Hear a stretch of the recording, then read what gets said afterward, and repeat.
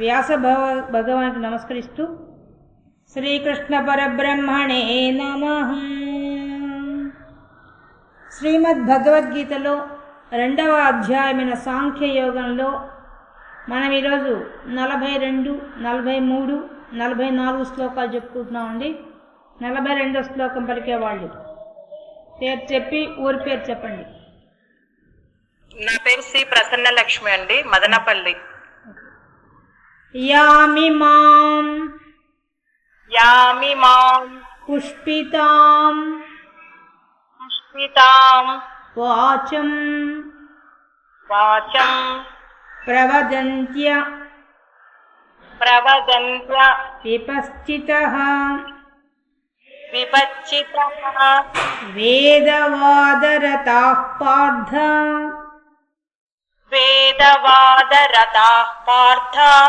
నాన్యదస్తితి వాదినః.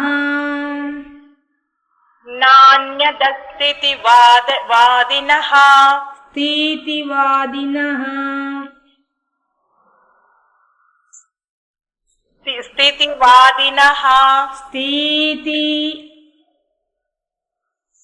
Madam, స్థి పొల్లుంది. స్థితివాదినః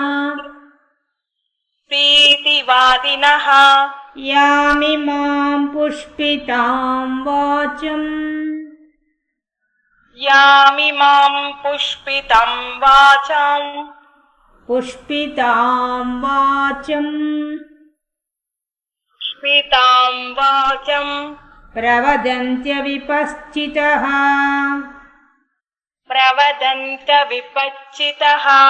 వేదవాదరతాః Partha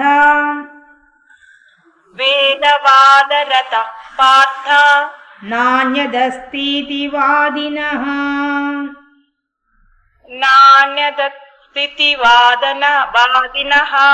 Yami మాం పుష్పితాం వాచం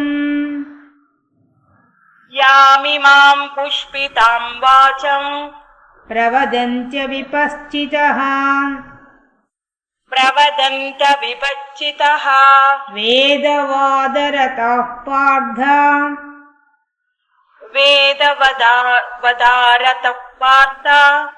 నాన్యదస్తితి వాదినః.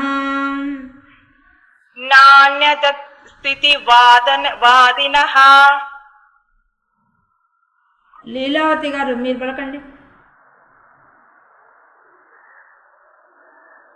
లీలావతి గారు చెప్పండి మేడం. నమస్తే మేడం. యామి మాం పుష్పితాం వాచం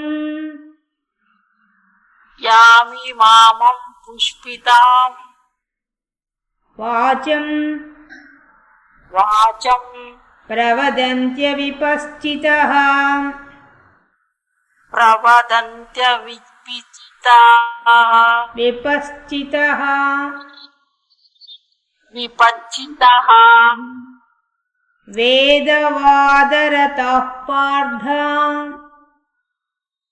వేదవాదరతాః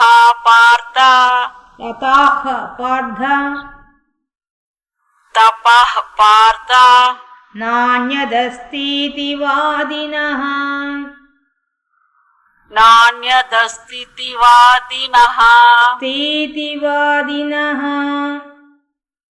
స్థితివాదినః యామి మాం పుష్పితాం వాచం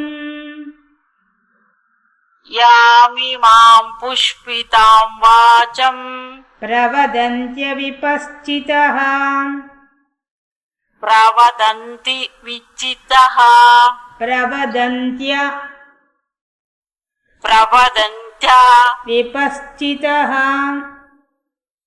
విపశ్చితః వేదవాదరతాః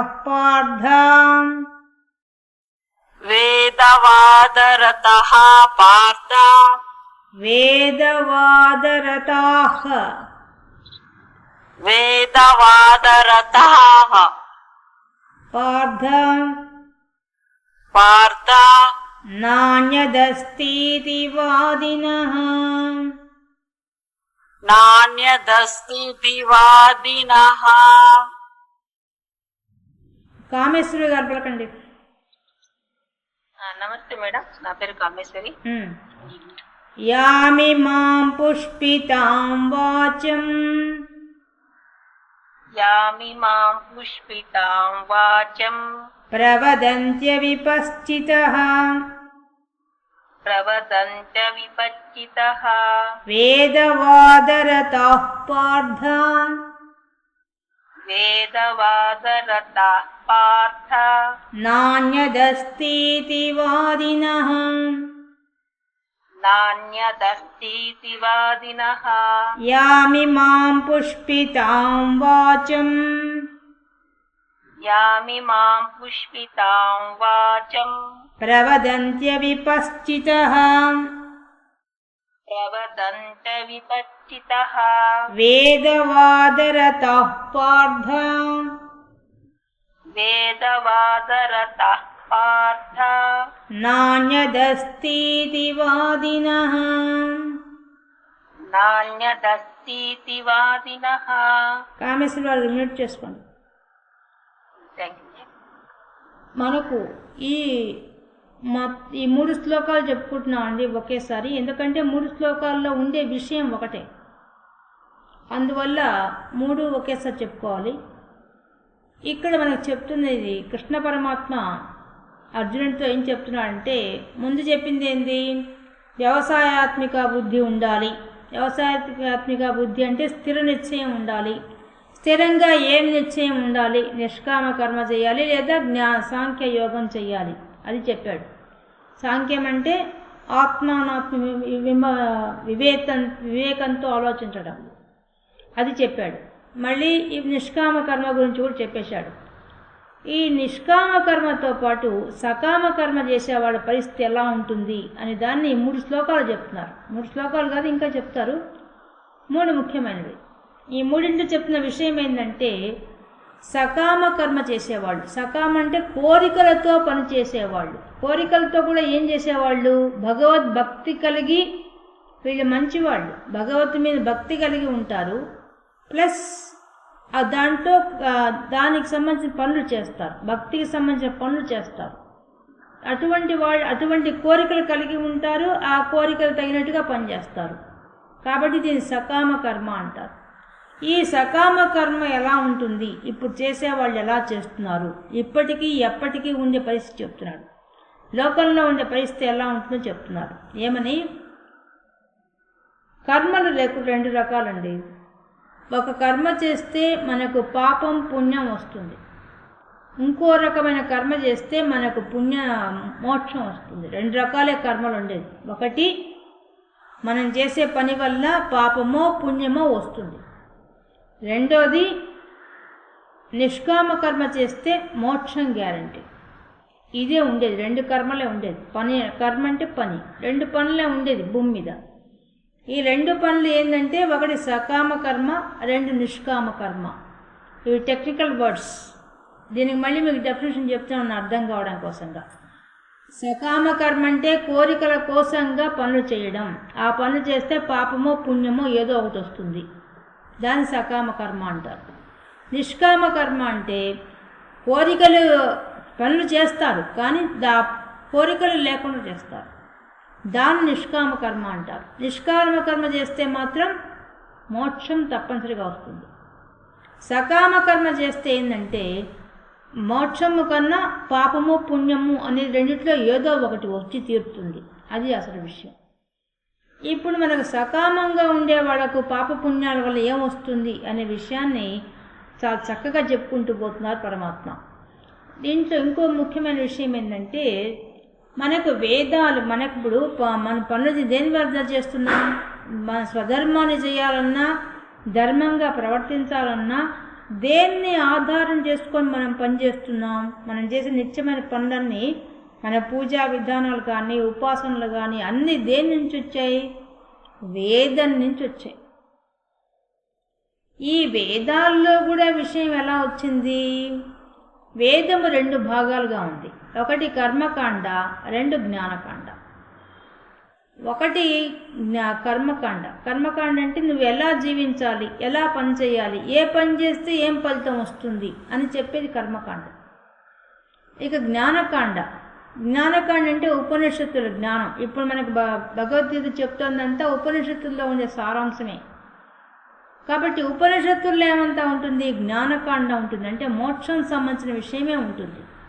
కానీ కర్మకాండలో మంత్రాలు, మంత్ర ఉపాసనలు, వాటి వల్ల ఫలితాలు, మామూలుగా మనం జీవించాలంటే ఏమేం కావాలో అవన్నీ పద్ధతులు దాంట్లో చెప్పబడ్డాయి.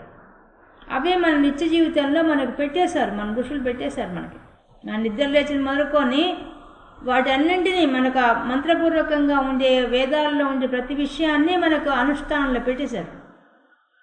కాబట్టి మన పూజా విధానం అంతా కూడా శ్రీ సూక్తం ప్రకారంగా, పురుష సూక్తం ప్రకారంగా ఆ వేదాల్లో ఉండేవే అవే మనకు పెట్టేశారు. పూజా విధానంలో అవే కదా మనం చేస్తున్నాం. పురుషుడికైతే పురుష సూక్తం, స్త్రీ దేవతలకైతే స్త్రీ సూక్తం చేస్తున్నాం కదా. ఇవన్నీ మనకు వేదాల్లో ఉన్నవే. తర్వాత మళ్ళీ ఆ వేదాల్లో ఉండే వాటిలో మంత్రాలు తీసుకొని ఆ మంత్రాల చేతనే మన చేత పూజలు చేయిస్తున్నారు. అష్టోత్తరాలు కానీ, సహస్రనామాలు కానీ అన్నీ అక్కడి నుంచి వచ్చినవే. వేదాల నుంచి వచ్చిన వాటిని పురాణాల్లో పెడితే పురాణాల నుంచి మనం చేసుకుంటున్నాం. సహస్రనామాలు అవన్నీ పురాణాల నుంచి వచ్చాయి మనకి. ఇంకా నిత్య జీవితంలో ఉండే నిద్ర లేచిన మొదలుకొని మనం భూమికి నమస్కరించే శ్లోకం దగ్గర నుంచి, సూర్య ఆరాధన దగ్గర నుంచి, యోగాన్ దగ్గర నుంచి అన్నీ మనకు వేదాల నుంచి వచ్చినవే. ఈ వేదంలో నుంచి వచ్చిన వాటి అన్నింటినీ మనకు ఏ విధంగా అయితే క్రియాపూర్వకంగా మనకు పెట్టేశారో ఆ ఋషులు పెట్టేశారు. కానీ దీని వెనక ఏముందంటే భూమి మీద ఉన్నంత వరకు మనం కోరికలు తీర్చుకోవడానికి సంబంధించినవే ఎక్కువ ఉన్నాయి. కర్మకాండం మొత్తం అదే జరుగుతుంది. మనం బతికినంత కాలంగా మనం బతుకు బాగుపడే విషయాన్ని ఉన్నాయి దాంట్లో. అది మనకు ప్రచారం తీసుకొచ్చారు. ప్రచారము శృతి మించిపోయింది. ఇప్పుడు మరీ శృతి మించిపోయింది. ఒకప్పుడు ఎంతవరకు అంటే ధర్మంగా అన్నంతవరకే ఉండింది దాంట్లో ఉండే విషయం. కానీ ఇప్పుడు మించిపోయింది. ఆ విషయం చెప్పడానికి చెప్తున్నాడు కృష్ణ పరమాత్మ. ఏది ఎంతవరకు వాడుకోవాలో అంతవరకు కాకుండా లిమిట్ దాటిపోయిందే కాకుండా మోక్షానికి మరి కొంచెం నిష్కామ కర్మ చేయడం మానేశారు. అది ఇప్పుడు మరీ జరుగుతోంది ఆ విషయం. మనకు అందరికీ తెలుసు ఆ విషయం, ఇది ఎవరు చెప్పక్కర్లా. కాబట్టి ఆ విషయాన్ని మనకి శ్లోకం ద్వారా చెప్తున్నారు. మీకు ఇంట్రడక్షన్లో చెప్పిన ఈ ప్రతి పాయింట్ గుర్తుపెట్టుకుంటే మనకు శ్లోకాల్లో వచ్చే విషయాలన్నీ అవే. ఇప్పుడు నేను చెప్పిందంతా శ్లోకాల్లో వస్తుంది. ఏం చెప్తున్నారు? వేదవాదరత పార్థ, ఓ అర్జున, ఈ యొక్క ఓ పృథ కుమారుడా, ఆ కుంతీదేవి యొక్క కుమారుడు ఓ అర్జున, నీకు కూడా తెలుసు. ఏం తెలుసు? మీ అమ్మకు కూడా తెలుసు. ఏం తెలుసు? వేదాల ప్రకారంగా జీవించే విధానం తెలుసు మీకు. ఆ వేదాల్లో ఉండే విషయము వేదవాదరతాహ, వేదముల్లో ఏముంది, ఎలా ఉంది విషయము? అర్థవాద ఆ వేదవాదరతాహ, అది మనకు ఏ విధంగా ఫలితం ఇస్తుంది అనే విషయం ఎక్కువగా ఉంది. కర్మకాండలో ఏముంది మనకి, ఈ పని చేస్తే ఈ ప్రయోజనం వస్తుంది అనేవి ఎక్కువగా ఉన్నాయి. అంటే ఏంది? ఇప్పుడు ఒక పదవి కావాలి, ఫలాని యజ్ఞం చేసుకుంటే, ఫలాని హోమం చేసుకుంటే నీకు పదవి వస్తుంది. లేదు మంచి ఇంకా గొప్ప ఐశ్వర్యం కావాలి, ఈ హోమం చేసుకో, ఈ యజ్ఞం చేసుకో నీకు వస్తుంది. లేదు ఈ రోగాలు పోవాలా, ఈ యజ్ఞం చేసుకోపోతుంది. లేదు సంతానం కావాలి, ఈ పుత్రకామేష్టి యాగం చేసుకో, పిల్లకాయలు పుడతారు. ఇలా అన్నీ మనకు ఏ కోరిక కావాలంటే ఆ కోరిక తగినటువంటి పని, ఆ పని తగిన ఫలితం,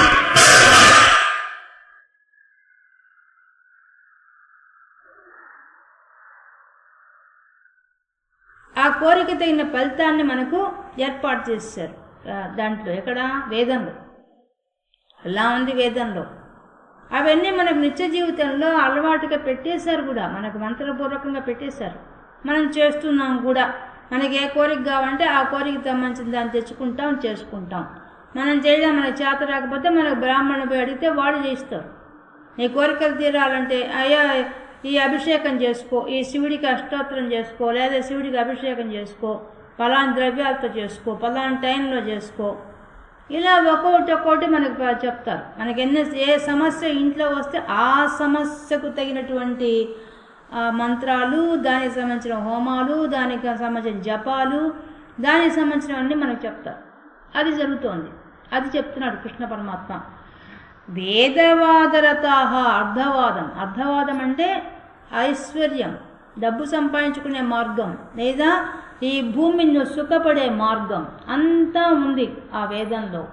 దాన్ని తీసుకొచ్చేసేసి అది ఎలాంటిదట, యామిమాం పుష్పితాం వాచం ఆ వాక్కు, ఆ వేదాల్లో ఉండే ఆ వాక్కులన్నీ ఎలా ఉన్నాయంటే, ఇప్పుడు అందమైన పుష్పితాం, బాగా వికసించిన పువ్వు చూస్తే ఎంత అందంగా ఉంటే మనకు చూడబుద్ధి అవుతుందో, ఎంత అట్రాక్షన్గా ఉంటుందో అంత అట్రాక్షన్గా ఉన్నాయి వేదంలో ఉండే ఈ ఫలితం చెప్పేటువంటి మంత్రాలు, ఫలితం చెప్పే క్రియలు, ఫలితం చెప్పే కర్మలు. అంటే ఈ పని చేస్తే ఇది వస్తుంది. ఇప్పుడు మనల్ని చూడండి, సౌందర్యాలు చెప్పాను, ఈ సౌందర్యాలు ఏ శ్లోకం చదివితే ఏం ఫలితం అని అడుగుతారు. ముందు ఎందుకు చదవమంటున్నారు, ఎందుకు చదవాలి, ఆ టార్గెట్ లేకుండా మొట్టమొదటి భూమి మీద నువ్వు సుఖపడడానికి ఏ శ్లోకం చదివితే మనకేం ఫలితం వస్తుందని అడుగుతారు. అలాగే లలితా సహస్రం చెప్తున్నా కూడా లలితా సహస్రం చదివితే ఏం ఫలితం వస్తుందని చెప్పమంటారు. ఏ ఫలితం వచ్చే శ్లోకం ఉంటే అది చెప్పండి, మేము అది పారాయణ చేస్తూ ఉంటారు పైన. అంటే ఎక్కడ అదే పరిస్థితి వీటిల్లో ఉంది. దేంట్లో ఈ వేదాల్లో కూడా అదే ఉంది పరిస్థితి. వేదాల్లో ప్రతి హోమం చేస్తే ఈ ఫలితం వస్తుంది, యజ్ఞం చేస్తే ఈ ఫలితం వస్తుంది, అన్నీ మనకు జీవితానికి సంబంధించిన అన్ని ఫలితాలు ఉన్నాయి. అందరూ అక్కడే ఆలోచిస్తున్నారు. ఎందువల్ల అవంతా ఎలా ఉన్నాయి, అట్రాక్షన్గా ఉన్నాయి. వికసించిన పువ్వును చూస్తే ఏ విధంగా అట్రాక్షన్గా ఉందో, వేదాల్లో ఉండే ఈ యొక్క అట్రాక్షన్గా ఉండే విషయాలు ఏంటంటే, ఆ కర్మ ఫలితం చెప్తుంటే వాటిని చేసుకుంటూ కూర్చుంటున్నారు. అందరూ అక్కడే అయిపోతున్నారు. పారాయణ చేయండి, ఇన్నిసార్లు 40 సార్లు చేయండి, 40 రోజులు చేయండి, మీకు ఫలితం వస్తుంది, 40 రోజులు దీక్ష తీసుకోండి, మీకు ఫలితం వస్తుంది అనగానే వెంటనే ఆ పని ఎక్కువ చేసేస్తున్నారు. అది చేస్తున్నారు అందరూ. అంటే ఇవన్నీ మనకు చెప్పింది ఎవరు? వేదమే చెప్పింది. వేదం చెప్పింది తప్ప అని తప్పు కాదు, కరెక్ట్గా చెప్పింది. కానీ మనమేం చేస్తున్నాం, ఏ ఫలితం కావాలో, ఏ కర్మ జరగాలో దానికోసంగా ప్రయత్నం చేసి మాత్రమే ఉపాసన చేస్తూ ఉన్నాం. అది ఈ శ్లోకం ద్వారా ఆయన చెప్పదలుచుకుంది. యామిమాం పుష్పితాం వాచం, ఆ వాక్కులు ఎలా ఉన్నాయట, ఎంత అట్రాక్షన్గా ఉన్నాయంటే, ఆ పండితులు చెప్పే మాటలు, వేదాల్లో ఉండే విషయం అంతా ఎలా ఉందయ్యా అంటే, బాగా వికసించిన మంచి పుష్పం చూస్తే ఏ విధంగా కంటికి ఇంపుగా ఉంటుందో ఆ విధంగా అట్రాక్షన్ కలిగించే రకంగా ఉన్నాయి ఆ వేదాల్లో ఉండే ఫలితం చెప్పే మాటలన్నీ కూడా. అటువంటి ప్రవద్యంత చాలా చక్కగా చెప్పబడింది. అవంతా చక్కగా చెప్పబట్టి ఏం చేస్తున్నారు, మనం కూడా అది అలవాటు పడిపోయినా. ఏమవుతుంది, మాకు సంతానం లేదండి, సంతానానికి ఏ మంత్రం ఇస్తారు, ఏ ఉపాసన చేయమంటారు, ఏ జపం చేయించమంటారు, ఏ హోమం చేయించమంటారు, ఇవే మనం అడుగుతున్నాం. అవి చేయకూడదని చెప్పడం లేదు కృష్ణ పరమాత్మ, మనం అండర్లైన్ చేసుకోవాల్సిన విషయం. చేయమని చెప్తున్నాడు, కానీ అక్కడే ఆగిపోతున్నారు, అక్కడే ఉంటున్నారు, దాన్ని దాటి లోపలికి పోవడం లేదు. ఏ మంత్రమైనా, ఏ మంత్ర ఉపాసన, ఏ పూజా విధానం లోపలుండే అర్థమైంది, నువ్వు ఆత్మను తెలుసుకోవడమే. ఏ పూజా విధానమైనా మొత్తం నువ్వు ఏది తీసుకో, దాని లోపల ఇన్నర్ మీనింగ్ అంతా ఉండేది భగవంతుడు చేరుకునే మార్గమే. కానీ మనం పైన చూసేస్తున్నాం, పైన అట్రాక్షన్, ఆ పువ్వు పైనుండి దాన్ని అట్రాక్షన్గా చూసి అదొక్కటి చేసుకుంటూ వెళ్ళిపోతున్నాం. అందరూ అంతే చేసేది పని, మనం అందరూ అదే చేస్తున్నాం. ప్రవద్యంత్య చాలా చక్కగా చెప్తున్నారు. బ్రాహ్మణులు వచ్చి చెప్తారు, మన జాతకం చూపిస్తే ఈ దోషం ఉందండి, ఈ దోషానికి రెమెడీ ఇదండి అని వాళ్ళు చెప్పేస్తారు. వెంటనే మనం చేసేస్తాం, ఏం ఆలస్యం కూడా చేయం. కాంచనం కర్మ విమోచనం అండి, ఆ డబ్బు ఖర్చు పెట్టండి, ఆ కర్మ పోతుంది, చేసుకోండి అంటే మనం చేసేస్తాం. అది చేయకూడదని చెప్పడం లేదు కృష్ణ పరమాత్మ, చేయమని చెప్తున్నాడు. కానీ అక్కడ అట్రాక్షన్ అక్కడ దాకే, ప్రపంచ విషయాల్లో ఉండే అట్రాక్షన్ దగ్గరే ఆగిపోతున్నారు మనుషులు, మిగతా దానికి పోవడంలా.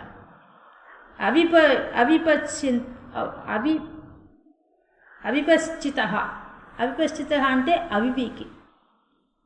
అవివేకం అంటే వివేకం లేనివాడు. వివేకం లేనివాడు అంటే వీడు పండితులే మన దగ్గర, మన చుట్టూ ఉన్న వాళ్ళంతా సంస్కృతం తెలిసిన పండితులే, వేదం తెలిసిన పండితులే. వాళ్ళంతా వేదంలో ఉండే విషయాలు చెప్తున్నారు. కానీ వాళ్ళు ఎవరు పండితుడు అంటారో మనకు ముందే భగవద్గీతలో మొట్టమొదటి పండితులు ఎవరంటే ఇంద్రియ నిగ్రహం కలిగించే విషయం చెప్పేవాడు ఎవరో వాడు పండితుడు కదా. అది చెప్పడం లేదు. ఇప్పుడుండేవాడు ఎప్పుడుండేవాడు కూడా వేదం నేర్చుకున్న వాళ్ళంతా ఏం చెప్తారు? ఈ హోమం చేసుకో, ఈ జపం చేసుకో, ఈ ఉపాసన చేసుకో, ఇవి చెప్తుంటారు. ఈ చిన్న చిన్న పూజల దగ్గర నుంచి పెద్ద పెద్ద హోమాలు యజ్ఞాలు దాకా చెప్తారు. కానీ అసలైన ఆత్మను తెలుసుకునేటువంటి విషయం మాత్రం వాళ్ళు చెప్పరు. అది చెప్పడం లేదంటే మనం అడగడం లేదు, వాళ్ళు చెప్పరు. ఎందుకంటే వాళ్ళ జీవితం గడవడానికి కోసంగా వాళ్ళకి తెలిసిన పాండిత్యాన్ని, వేదంలో ఉండే విషయాన్ని ఎవరు ఎంతవరకు అడుగుతారో అవే చెప్తారు. వాళ్ళకి తెలిసే ఉంటుంది ఆత్మ గురించి, తెలియకుండా ఎందుకుంటుంది? వాళ్ళు చదివిళ్ళా వేదంలో ఉండేదంత జ్ఞానమే కదా. తెలిసినా ఎవరెవరు దేనికోసం పోతే అదే చెప్తారు వాళ్ళు. కాబట్టి వాళ్ళు నిజమైన పండితులా అంటే కాదయ్యా, అవిపశ్చిత, వాళ్ళు నిజమైన పండితులు కాదు అని చెప్తున్నాడు కృష్ణ పరమాత్మ. అంటే వాళ్ళు అన్ని చెప్పినా కూడా, ఇప్పుడు మనం కూడా సత్యనారాయణ వ్రతాలు అవన్నీ చేస్తుంటాం. వ్రతం చేస్తున్నంతసేపు నిజంగా అక్కడ దేవుడు కూర్చోమంటే నువ్వు భయభక్తులతో చేయవా? పక్కన వాళ్ళతో మాట్లాడుతుంటాము, వచ్చిన వాళ్ళని పలకరిస్తూ ఉంటాము. అంటే ఎంత శ్రద్ధగా చేస్తున్నాం మనం? ఏ పూజ పెట్టుకున్నా, ఏది పెట్టుకున్నా మనకు అట్రాక్షన్ ఈ పని చేయండి, పెళ్ళి అయిపోగానే సత్యనారాయణ వ్రతం చేయమంటారు. సత్యనారాయణ వ్రతం చేయమంటేనే సత్యం వ్రతంగా పాటించమని అర్థం, అసలు అర్థం. నువ్వు సత్యమునే పలకాలి, పెళ్ళి అయిన తర్వాత భార్య భర్త ఇద్దరు సత్యమైన జీవితం గడపాలి అని వాళ్ళ ఉద్దేశం. ఆ వ్రతం మాత్రం ఆర్భాటంగా అందరినీ పిలిచి బాగా చేస్తారు. అది కూడా అప్పుడు బాగా చేస్తారా? వచ్చిన వాళ్ళని పలకరిస్తూ నవ్వుతూ అది చేస్తారు. ఎదురుగా దేవుడు కూర్చోండి ఎలా నవ్వుతావు? భగవంతుడే చూడాలి. నువ్వు చేస్తున్నామా? అది ఎంతవరకు చేస్తున్నాం అంటే అట్రాక్షన్ దగ్గర ఆగిపోయాం. ఇది చేయమన్నారు, ఇది చేస్తే ఫలితం వస్తుంది, అంతే, అక్కడికే ఆగిపోయినాం. నిజంగానే అక్కడ పరమాత్మ కూర్చో ఉన్నాడనే ఆలోచన మాత్రం మనకు రావడం లేదు, మనకు అనుభవంలోకి రావడం లేదు. అదే చెప్తున్నాడు. మనకు బ్రాహ్మణులు వచ్చినా కూడా ముగ్గు పట్టుకోండి అంటే ముగ్గు పట్టుకోవడం, వాళ్ళు ఏ మంత్రం చెప్తే ఆ మంత్రం మనం పలికిస్తే పలుకుతాం, లేకపోతే ఆయన పలుకుతుంటే మనం యాక్షన్ చేయమంటే యాక్షన్ చేస్తాం, అంతే. అంటే క్రియాపూర్వకంగా చేస్తున్నాం, అంతే. అక్కడ ఉండాల్సిన మనసు, ఆ నిశ్చయాత్మకమైన బుద్ధి పనిచేయడం లేదు. ముందు చెప్పింది అది వ్యవసాయాత్మిక బుద్ధి చెప్తున్నాడు. ఇవంతా వ్యవసాయాత్మిక బుద్ధిని మాత్రం పెట్టడం లేదు మీరు. నేను వేదాల్లో నేనే చెప్పాను. వేదం ఎవరు ఇచ్చారు? ఆయన ఇచ్చినవే కదా, పరమాత్మ ఇచ్చినవి అవన్నీ వేదాలు. దాంట్లో ఏముంది? నువ్వేమో ఆచరిస్తే నువ్వు గొప్పవాడు అవుతావు అనే విషయం దాంట్లో ఉంది. అంటే నీవు బతికినంత కాలం ఆనందంగా గడిపే విషయము ఉంది, తర్వాత జన్మ లేకుండా చేసుకునే పరిస్థితి కూడా దాంట్లోనే ఉంది. రెండు దాంట్లోనే ఉన్నాయి. ఈ రెండో విషయాన్ని పట్టించుకోవడం లేదు, మొట్టమొదటి విషయం దగ్గర ఆగిపోతున్నారు అందరూ. అది ఆయన చెప్పింది. కాబట్టి నాణ్యత అస్తి స్థితివాదిన అస్తి, నాణ్యత ఇతరమైనటువంటి అన్నీ కూడా అస్తి, మిగతా వాటిలో ఉన్న వాటన్నిటి కూడా వాదిస్తారు. దీనికంటే మించింది లేదయ్యా అని పండితులు వాదిస్తున్నారు. పండితులు, వేద పండితులు ఏం చెప్తున్నారు? ఇప్పుడు మనం టీవీలో అంతా చూస్తున్నాం, ఈ మంత్రాన్ని మించిన మంత్రం లేదు అని చెప్పేస్తారు. అంటే ఈ మంత్రాన్ని మించిన మంత్రంలో ఏం చెప్తున్నారు కానీ జన్మ లేకుండా ఉండే విషయం చెప్పడం లేదు. అక్కడే ఆగిపోతున్నారు. ఈ శ్లోకం చదువుకోండి, దీన్ని మించింది లేదు, మీకు అన్ని విధాలు కలిసి వస్తుంది, ప్రతిరోజు పారాయణ చేయండి, ఇవి చెప్తున్నారు. ఇవి చెప్పొద్దని చెప్పడం లేదు కృష్ణ పరమాత్మ, చెప్పమనే చెప్తున్నాడు. తనే ఇచ్చినవే కదా, వేదం ఇచ్చింది ఆయనే కదా. కానీ ఆయన ఏం చెప్తున్నాడు విషయము? వీటితో పాటు నువ్వు తెలుసుకోవాల్సింది ఏంది? నిశ్చయాత్మకమైన బుద్ధి, అది ఖచ్చితంగా ఉండాలి. అది ఆయన చెప్పేది. ఈ శ్లోకాలు 3 శ్లోకాలు చెప్తున్న ముఖ్యమైన విషయం ఏంటంటే, వేదాల్లో ఉండే వాటిని ఉపాసనా ప్రక్రియ అంతా మీకు పెట్టబడింది. మీరు బతికినంత కాలము ఏ లోపాలు మీ జీవితంలో ఉంటే వాటిని తొలగించుకొని ముందుకు పోయే మార్గాలను చెప్పబడ్డాయి. మీరు సుఖంగా ఉండడం కోసం అన్నీ ఏర్పాటు చేయబడ్డాయి. అవి చెప్తున్నారు పండితులంతా. కానీ ఆ పండితులు నిజమైన పండితులు కాదు. ఎందువల్ల? మీకు ఆత్మ గురించి కూడా చెప్పాలి, అది చెప్పడం లేదు. అది ఆయన చెప్పేది. ఆ వేదాలు తెలుసుకున్న వాళ్ళందరూ కూడా వాళ్ళకి తెలుసు ఆత్మజ్ఞానం ఒకటి ఉందని, అదే ముఖ్యమైనదని, అది జన్మ లేకుండా చేస్తున్న విషయం వాళ్ళకి తెలుసు. కానీ ప్రజలు అట్రాక్షన్ ఏది అడుగుతున్నారో అదే చేస్తారు, అదే ఆ పని ఒక్కటి చేయిస్తారు క్రియాపూర్వకంగా. వాళ్ళు మన ఇళ్ళకి వస్తారు బ్రాహ్మణులు, చూడండి వాళ్ళందరూ ఈ సత్యనారాయణ ఈ వ్రతం ఇలా చేసుకోవాలని చెప్పి చేయించేస్తారు అంతే. కానీ ఈ వ్రతంలో అసలైన రహస్యం ఏంది? నువ్వు ఎప్పటికీ జీవితాంతం సత్యమే వ్రతంగా పట్టుకొని బతకాలి, సత్యాన్ని వదలబాకండి, ఆ విషయం కూడా చెప్పాలి ఎండింగ్లో. అదే ముఖ్యమైన విషయం. అసలు భగవంతుడి కోపం రావడం ఏంది, అవంతా కథలంతా చూస్తుంటే విచిత్రంగా ఉంటుంది. భగవంతుడి కోపం వస్తుందా? అది శ్రద్ధగా మనం గమనిస్తే ఆ కథల్లోనే ఇన్నర్ మీనింగ్ ఉంది. అంటే ఆ వ్రత కథలు ఎందుకు వినమంటారు? కథలు వింటే పుణ్యాన్ని కథలు వింటూ కూర్చుంటారు. ఆ కథల్లోని రహస్యం పెట్టేశారు వాళ్ళు. కథలు వినండి, వినమంటే వింటున్నాం అంతే. అవి ఆచరించే కథలు. సత్యాన్ని పలకడం ఖచ్చితంగా చేయాలి, చేస్తే నువ్వే ధరిస్తావు, అది చెప్పడం. నువ్వు సత్యాన్ని పలకడం వల్ల నీకే మోక్షం వస్తుంది, నీకు జన్మ లేకుండా పోతుంది అని వాళ్ళ ఉద్దేశం. మనం కథలు శ్రద్ధగా వింటామంటే అది కూడా శ్రద్ధగా వినం. అప్పుడే ఇవి కథలు కదా, వినేదేముంది అని చెప్పి ఆ అక్షతలు చేతిలో పెట్టుకుని మిగతా పన్నాన్ని చేసుకుంటూ లాస్ట్లోకి వచ్చి అక్షతలు వేసేస్తాం. అది మనం చేసే కనుక. కానీ నిజానికి అవి ఎందుకు శ్రద్ధగా వినమంటున్నారు? ఆ కథల్లో ఉండే ఇన్నర్ మీనింగ్ పట్టుకోమని చెప్పి, ఆచరించమని చెప్పి. అలాగే ఏ వ్రతం చేసినా, ఏ దీక్ష తీసుకున్నా దాని అన్నింటి యొక్క లోపల ఆ విషయం ఏంటంటే నీలోనే కూర్చున్న పరమాత్మను తెలుసుకోవడం. నీ పూజా విధానం దగ్గర నుంచి అంతా ఉండేది అదే. పూజ మొదలు పెడుతున్నావు, మొదలుపెట్టినప్పటి నుంచే స్టార్ట్. సృష్టి వచ్చింది శబ్దంతో, గంట వాయిస్తున్నాం, బిగినింగ్ గంట వాయిస్తున్నావు. ఆ శబ్దం వస్తుంది, శబ్దంతోనే పరమాత్మ వచ్చాడు. ఆ శబ్ద రూపాన్ని నీలోపల కూర్చో ఉన్నాడు. బయట గంట కొడుతున్నావు, గంట కొడుతున్నాం. ఆగమార్థంతో దేవానాం గమనార్థంతో రాక్షసాం అని చెప్పి గంట కొడుతున్నావు.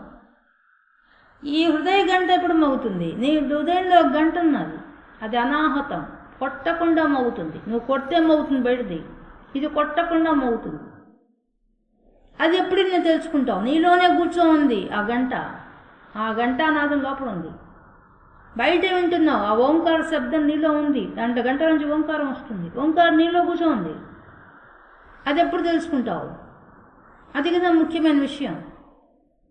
పూజలు చేస్తున్నామని చేసేస్తున్నాం అంతే. ఈ పంత్రాది పని, ఈ పంత్రాది పని చేసుకుంటూ పోతున్నాం. ఆవాహన చేసామా, ఆద్యం పాద్యం సమర్పయామి, నైవేద్యం సమర్పయామి అనుకుంటే టకటకటక మంత్రాలు చదువుకుంటున్నామా, పెట్టేస్తున్నామా, అయిపోయింది. కానీ వాళ్ళ ఉద్దేశం ఏంది? వాళ్ళు ఎందుకు పెట్టారు ఆ పూజా విధానాన్ని? నువ్వు ఒక్కొక్కటి చేసేటప్పుడు నీలో నువ్వు చూసుకోవాలి. నీ ప్రత్యక్ రూప, ప్రత్యక్ తిప్పించి చూసుకోవాలి, నేను నువ్వు చూసుకోవాలి. అది వాళ్ళ ఉద్దేశం. చేయగా నువ్వు ఎప్పటికైనా ఆ స్థితికి వెళ్ళిపోవాలి. వాళ్ళ ఉద్దేశం అది, ఋషుల ఉద్దేశం అది కదా, నా వేదంలో ఉండే విషయం అది కదా. ప్రతి పూజా విధానం కానీ ప్రతిదీ మనకు అలా ఏర్పాటు చేశారు. లోపలికి పోయి మొత్తానికి ఆత్మ గురించి ఏం తెలుసుకుంటావో తెలుసుకోవాలి, ఆ ఆత్మను పట్టుకునే విధానాన్ని పట్టుకోవాలి, అది విషయం. ఇంకో జన్మ లేకుండా చేసుకోవాలి. కానీ ఇప్పుడు మనం చేసే క్రియలన్నీ కూడా మనమే ఆత్మవిమర్శ చేసుకోవచ్చు.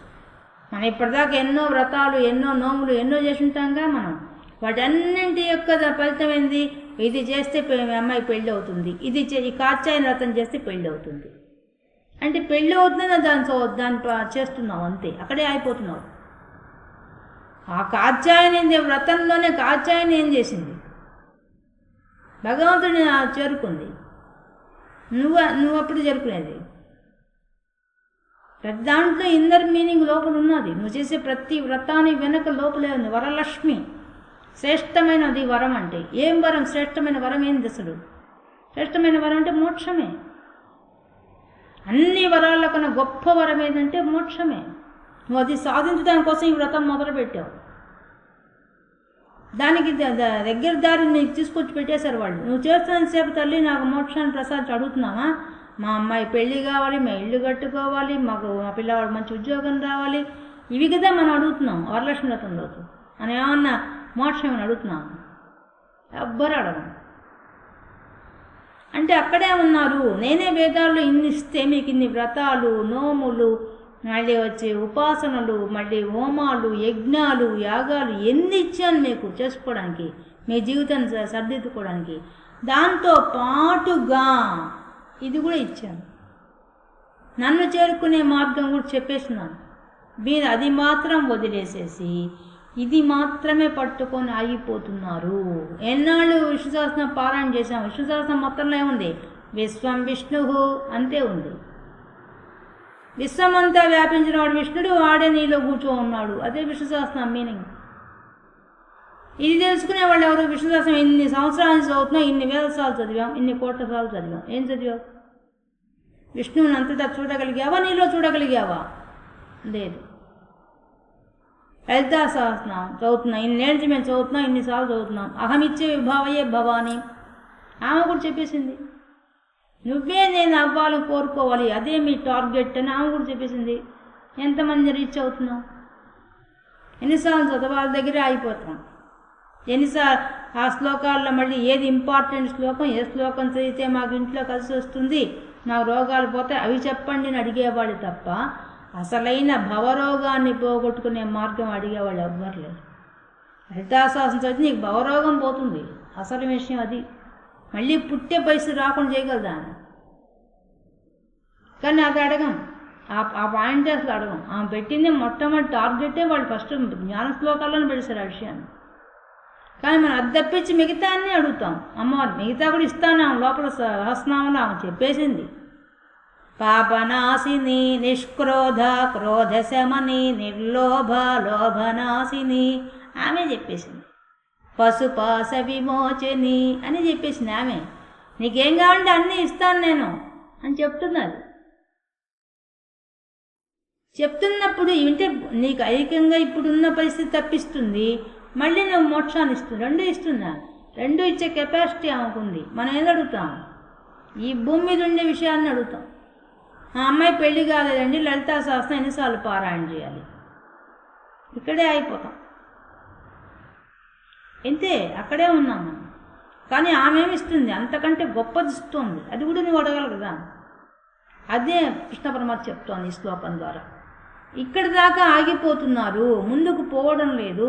అందరూ ఈ కర్మల దగ్గర అయిపోతున్నారు, కర్మ ఫలితం దగ్గర అయిపోతున్నారు. వేదాల్లో ఉండే విషయాన్ని తీసుకొచ్చుకొని ఆ చెప్పేవాళ్ళు కూడా ఎలా చెప్తుంటే అట్రాక్షన్గా చెప్తున్నారు. ఇప్పుడు మీకు తెలుసు అట్రాక్షన్ ఎంత అట్రాక్షన్ అయిపోయిందంటే, అట్రాక్షన్కి అందరూ లొంగిపోతున్నారు పైన విచిత్రంగా. దానికోసం చూడండి, ఎవరో చెప్పారని టెంకాయలు కొట్టడం, నిమ్మకాయలు దీపాలు పెట్టడం అని ఎవరో చెప్తారు. ఇటు చేయండి అటు చేయండి అంటే దానికోసం పరికిస్తారు. వాటి వెనక కూడా ఉండే అర్థం ఒకటే, నీ ఆత్మను నువ్వు తెలుసుకోవడమే. అన్నింటి వెనక ఉండే విషయం మాత్రం అదే. నీలో ఉన్న ఆత్మను చూడడం, నువ్వు బయట విశ్వంలో ఉండే ఆత్మను చూడగలగాలి. ఆత్మస్వరూపాన్ని దర్శించడమే ఉంటే టార్గెట్ ఇంకేం లేదు. కానీ అది కూడా నిష్కామంగా చేయమని చెప్పారు. మనం అది కూడా ఏం చేస్తున్నాం? కామంతో చేస్తున్నాం, కోరికలతో చేస్తున్నాం. ప్రతి పని వెనక కోరిక ఉంది. కోరిక లేకుండా చేయమనే భగవద్గీత చెప్తోంది. కోరిక లేకుండా అంటే అసలు సంకల్పం లేకుండా అని చెప్పలేదు ఆయన. ఆయన చెప్తున్న విషయం ఏంటంటే, నీవు నీ జీవితానికి ఏది అవసరమో దానికి కావాల్సిన వేదాలు చెప్పినవంతా ఆచరించు, కానీ మనసులో మాత్రం సమతాస్థితిలో ఉండు. అది అని చెప్పేది. మనసు మాత్రం చాలా గొప్పగా చేసుకో, గొప్ప మెట్టెక్కిచ్చేసేదాన్ని. దాన్ని ఎలా ఉంచాలో ముందే చెప్పేశాడు. ఏంది? గెలుపు ఓటము సమానంగా చూడడం, లాభము నష్టాన్ని సమానంగా చూడడం, సుఖాన్ని దుఃఖాన్ని సమానంగా చూడడం, అదే నిష్కామ కర్మ. ఇది మాత్రం వదలద్దు. అదే నిశ్చయాత్మకమైన బుద్ధి. ఆ బుద్ధి మాత్రం ఉంచుకో, నువ్వేమైనా పని చేయి. ఇది మాత్రం నీ బ్రెయిన్లో ఉండాలి. అదే చెప్తున్నాడు ఈ శ్లోకం. ఇది గుర్తు పెట్టుకొని చేసావా, వేదంలో నేను చెప్పినవన్నీ చేయి, నీకు ఫలితాలు గ్యారంటీ. ఎందుకురా, నేనే కదా ఇచ్చింది అవన్నీ. కాబట్టి నీకు అన్నీ వస్తాయి. కాబట్టి యామి మాం పుష్పితాం వాచం, వాచ్యం వాక్కులు, ఆ వాక్కులన్నీ ఏ విధంగా చెప్పబడ్డాయో ఎక్కడ? వేదవాదరత పార్థ హృదయక కుమారుడైన ఓ అర్జున, వేదాల్లో ఏమైతే చెప్పబడిందో ఆ విషయాలన్నీ కూడా ఎలా ఉన్నాయి? పుష్పితం, బాగా మంచి రంగు వాసన, వికసించిన పువ్వు ఏ విధంగా ఆకర్షణీయంగా ఉంటుందో ఆ విధంగా ఆకర్షణీయంగా విషయాలు ఉన్నాయి. వాటిని ప్రవద్యంత్య బాగా చెప్తున్నారు. దానికి సంబంధించిన పండితులంతా కూడా చాలా బాగా చెప్తున్నారు. వేదంలో ఏముంది, ఈ పని చేస్తే ఈ ఫలితం వస్తుందని వాళ్ళు చెప్తున్నారు. దాన్ని అలా చెప్పేవాడు ఎవరైతే ఉంటాడో వాడు అవిపశ్చిత, వాడు నా దృష్టిలో పండితుడు కాడు. ఎందుకంటే వాడు చెప్పాల్సిన విద్య మోక్షం గురించి కూడా చెప్పాలి. అది చెప్పకుండా కేవలం ప్రయోజనాలు వాటి గురించి చెప్తున్నారు. కాబట్టి అది చెప్తే మాత్రం వాడు పండితుడు కాదు నా దృష్టిలో. ఇంకా వాళ్ళు ఏం చెప్తున్నారు, నాణ్యత స్థితివాదిన, వాళ్ళు నాణ్యత ఇతరమైనవి ఇంకే దీన్ని మించి ఇంకోటి లేవయ్యా, ఇది చేస్తే ఈ ఫలితం వస్తుంది, దీన్ని మించి ఇంకోటి లేదనే విషయంగా చెప్తున్నారు. అలా కూడా చెప్పేస్తున్నారు వాళ్ళు. ఇప్పుడు మనం చూస్తూనే ఉన్నాం కదండి, పొద్దున్నే టీవీలో ఈ మంత్రం చేయండి దీన్ని మించింది ఇంకోటి లేదు, ఈ క్రియ చేయండి దీన్ని మించింది లేదు, ఈ దీపం పెట్టండి దీనివల్ల దీనికంటే మించింది లేదు, ఇది చేసుకున్నారంటే మీకు సర్వ సుఖాలు వస్తాయి, సర్వభోగాలు వస్తాయని చెప్తున్నారు. వాటిని వెంట పరిగిస్తున్నాము. కాబట్టి మనకు వాళ్ళు ఏం చెప్తున్నారు, ఆ భగవంతుడు ఏం చెప్తున్నాడు, ఎంత శ్రద్ధగా చెప్తున్నాడు చూడండి, మన కోసం ఎంత ఆలోచన చేసి చెప్తున్నాడు ఆయన. ఇప్పుడు మన నిత్య జీవితంలో మనం చేసే పనులన్నీ ఇవే, ఏ గుడికి వెళ్ళినా మనం చేసే పనులు ఇవే. వాళ్ళు చెప్పిందంతా చేసుకుంటూ పోతాం, కానీ అక్కడ మనం ఏం చేస్తున్నాం, మన అహంకారాన్ని, మన మమకారాన్ని, మన యొక్క కోరికల్ని అక్కడ భగవంతుడి దగ్గర బాగా వెళ్ళగక్కి బయటకు వచ్చేస్తున్నాం. అంతే మనం చేసే పని. ఏ పారాయణుడు అయిపోయినా మనం చేసే పని ఇది. మన చుట్టూ ఎవరున్నారు, వాళ్ళు ఏం నగలు వేసుకొచ్చారు, ఏం చీరలు కట్టుకొచ్చారు, ఎలా ఉన్నారు, అవన్నీ గమనించుకుంటూ ప్రపంచ విషయాల చుట్టూ తిరుగుతూ పరమాత్మను మాత్రం పక్కన పెట్టేస్తున్నాం. అది మనకు బాగా పరమాత్మ చెప్తున్నాడు, నా విషయం తప్పించి మిగతా అన్నిటిని బాగా పట్టించుకుంటున్నారు అనే విషయాన్ని ఈ శ్లోకం ద్వారా మనకి తెలియజేస్తున్నారు. ఇంకా తర్వాత శ్లోకం 43వ శ్లోకం అండి. కామేశ్వరి గారు 2వ శ్లోకం, కామేశ్వరి గారు 43వ శ్లోకం. రెడీనా కామేశ్వరి గారు? కామేశ్వరి గారు లేరా వాళ్ళని పిలిచేస్తాను. లేకపోతే కామాత్మానః స్వర్గపరాః, కామాత్మానః స్వర్గపరాః విసర్గ పెట్టుకోండి. జన్మ కర్మ ఫలప్రదాం, జన్మ కర్మ ఫలప్రదాం క్రియా విశేష బహుళాం, క్రియా విశేష బహుళాం భోగైశ్వర్యగతిం ప్రతి, భోగైశ్వర్యగతిం ప్రతి కామాత్మానః స్వర్గపరాః, కామాత్మానః స్వర్గపరాః కామాత్మానః స్వర్గపరాః విసర్గ పెట్టుకోండి. జన్మ కర్మ ఫలప్రదాం, జన్మ కర్మ ఫలప్రదాం క్రియా విశేష బహుళాం, క్రియా విశేష బహుళాం భోగైశ్వర్యగతిం ప్రతి, భోగైశ్వర్యగతిం ప్రతి. కామేశ్వర మ్యూట్ చేసుకోండి. కామాత్మానః స్వర్గపరాః, జన్మ కర్మ ఫలప్రదాం, క్రియా విశేష బహుళాం భోగైశ్వర్యగతిం ప్రతి.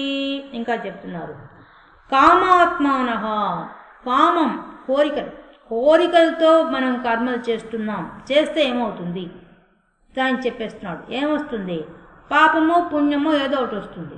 వచ్చినప్పుడు ఏమవుతుంది, ఆ పుణ్యం వస్తే ఏమవుతుంది, స్వర్గపరాహ, స్వర్గాన్ని పొందాలనే కోరికతో అందరూ కోరికలు పెంచుకొని మరి పూజ చేస్తున్నారు. ఒక స్వర్గలోకం వస్తే చాలు అనుకుంటూ కూడా చాలామంది ప్రయత్నపూర్వకంగా ఆ కోరికలకు అనుగుణంగా వాళ్ళు కర్మలు చేస్తున్నారు. జన్మ కర్మ ఫలప్రదాం, దానివల్ల ఏమైపోతుంది, జన్మ కర్మ అంటే ఈ కర్మను బట్టి జన్మ వస్తుంటుంది, జన్మలు బట్టి కర్మలు వస్తుంటాయి, ఇంకా పెంచుకుంటూ పోతుంటారు. ఏ జన్మ ఎత్తినా ఆ జన్మలో పాపం పుణ్యం కర్మలు చేస్తావుగా, చేసిన దాన్ని బట్టి జన్మలు పెరిగిపోతూ ఉంటాయి. నువ్వు స్వర్గమే కావాలని ప్రయత్నం చేస్తే అంటే కోరికలే ముఖ్యంగా నువ్వు కానీ పూజలు చేసినా, ఏ ఉపాసనలు చేసినా, ఏ హోమాలు జపాలు ఏమి చేసినా దానివల్ల ఏమైపోతుంది, మళ్ళీ కర్మబంధంలో ఇరుక్కుపోవడం అవుతుంది, మళ్ళీ జన్మ వస్తూనే ఉంటుంది. అది కూడా నువ్వు నిష్కామంగా చేస్తే ఏది లేదు. కానీ కామాత్మానః, ఎప్పుడైతే కామంతో కోరికలతో చేస్తావో ఆ కోరికలు పెరిగే కొద్దీ ఏమైపోతుంది, నువ్వు చేస్తున్నావు యజ్ఞాలు యాగాలు ఏవో చేస్తున్నావు కోరికతో. ఆ కోరికల వల్ల ఏమైపోతుంది, నీకు ఒక మెట్టు పెరుగుతుంటుంది. పుణ్యం పెరిగితే స్వర్గానికి వెళ్ళిపోతావు, లేదు చేసే పనులు తప్పులు చేస్తే నరకానికి వెళ్ళిపోతావు. ఇది గ్యారంటీ. దీనివల్ల ఏమైపోతుంది, జన్మ కర్మ, జన్మలు పెరిగిపోతాయి, కర్మలు పెరిగిపోతాయి. ఇక మళ్ళీ నువ్వు ఆ చట్టంలో కర్మబంధంలో ఇరుక్కోపోయింటావు. ఫలప్రదం, ఆ ఫలితం ఇస్తూ ఉంటుంది. నువ్వు చేసే పనిని బట్టి నీకు ఫలితం ఇస్తుంటుంది. ఆ ఫలితంతో ప్రకారంగా నువ్వు జన్మ ఎత్తుండాలా, కర్మలు చేస్తూ ఉండాలి. ఇది జరిగిపోతుంది. ఈ చక్రంలో ఇరుక్కుపోయి ఉంటావు. ఇంకా చక్రం నుంచి బయటికి రాలేవు. ఎందుకు రాలేవు, నువ్వు నిష్కామంగా చేయలేదు కాబట్టి. ఆ కర్మ మీద కాన్సన్ట్రేషన్ ఎక్కువ చేసావు కాబట్టి, నీకు అదే ధ్యేయంగా ఉంది కాబట్టి నీవు ఇంకక్కడే దానికోసంగా ప్రయత్నం చేసి జన్మలు ఎత్తు పుడుతూ ఉంటావు. అంతే, తిరుగుతూ ఉంటుంది. ఆ చక్రం తిరుగుతూనే ఉంటుంది. ఆ చక్రంలో మనం బంధించబడి ఉంటాం. ఇంకా బయటకు వచ్చేది ఎప్పుడు? జన్మలు లేకుండా చేసుకోవడానికి కోసమే మనం ప్రయత్నం చేయాలి. మానవ జన్మ ఇచ్చిందే అందుకోసం. ధర్మ అర్థ కామ మోక్షాలు, మోక్షం కోసమే మనం ప్రయత్నం చేయాలి. అది ధర్మబద్ధంగా ప్రయత్నం చేయాలి. ధర్మంలో కూడా నిష్కామంగా ప్రయత్నం చేయాలి. కానీ అది వదిలేసి ఓన్లీ కోరికల కోసమే అయితే ఇక దాని ప్రకారమే జీవిస్తూ పోతూ ఉంటే, కనీసం ఒక ఉపాసన కూడా చేయకుండా, రోజంతట్లో ఒక నామాన్ని జపించకుండా, ఒక పూజ చేయకుండా, ఇప్పుడు మనం చూస్తూనే ఉన్నాం. యువతంతా కూడా స్వధర్మం అనుకుంటూ, ఉద్యోగమే ధర్మం అనుకుంటూ వెళ్ళిపోతున్న వాళ్ళంతా కూడా ఏం చేస్తున్నారు, కనీసం ఒక నమస్కారమో, ఒక స్తోత్రమో, ఒక నామమో ఏది పట్టుకోకుండా వెళ్ళిపోతున్నారు. జరిగిపోతుంది వాళ్ళకి. ఎంతసేపు వాళ్ళ చదువులు, వాళ్ళ ఉద్యోగాలు, వాటికే ప్రిఫరెన్స్ ఇచ్చుకుంటూ దైవ కార్యానికి, దైవ నామానికి కానీ దేనికి ఒక్కరవ కూడా టైం కేటాయించకుండా వెళ్ళిపోతున్నారు. దానివల్ల ఏమైపోతుంది, దీనివల్ల నువ్వు మళ్ళీ జన్మ ఎత్తుతావని ఆయన అది చెప్తున్నాడు. నువ్వు కామాత్మాన, నువ్వు కామలతో కోరికలతో నువ్వు చేస్తూ ఉన్నావు, కాదని చెప్పలా, చేసుకో. చేస్తే ఏమొస్తుంది, స్వర్గపరాహ. నువ్వు చేసే మంచి పనులైతే స్వర్గానికి వెళ్ళిపోతావు, డోంట్ డౌట్. దాని ద్వారా వస్తుంది. దీన్ని స్వర్గానికి పని నీకు లాభం లేదు. ఎందువల్ల స్వర్గానికి పుణ్యం అయిపోయింది, డమ్మని మళ్ళీ భూమి మీద పుట్టాల్సిందే.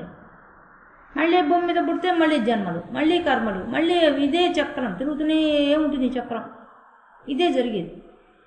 క్రియా విశేష బహుళం, ఇంకా క్రియా అనేకమైన పనులు పెట్టుకుంటాం. ఎన్ని పనులు చూడండి, ఇప్పుడు మనం చూస్తూనే ఉన్నాం. మన పిల్లలందరూ కూడా ఉద్యోగాలు చేసిన తర్వాత ఎన్ని పనులు వాళ్ళకి క్షణం తీరుకుంటున్నారు. అసలు ఆదాయం కోసం పరిగిస్తున్నారు, విదేశాల దాకా పరిగిస్తున్నారు, ఎక్కడెక్కడికో పరిగిస్తున్నారు. ఎంత ఉదయం 6 గంటల నుంచి ఒక యంత్రం పనిచేసినట్టుగా పనిచేస్తున్నారు.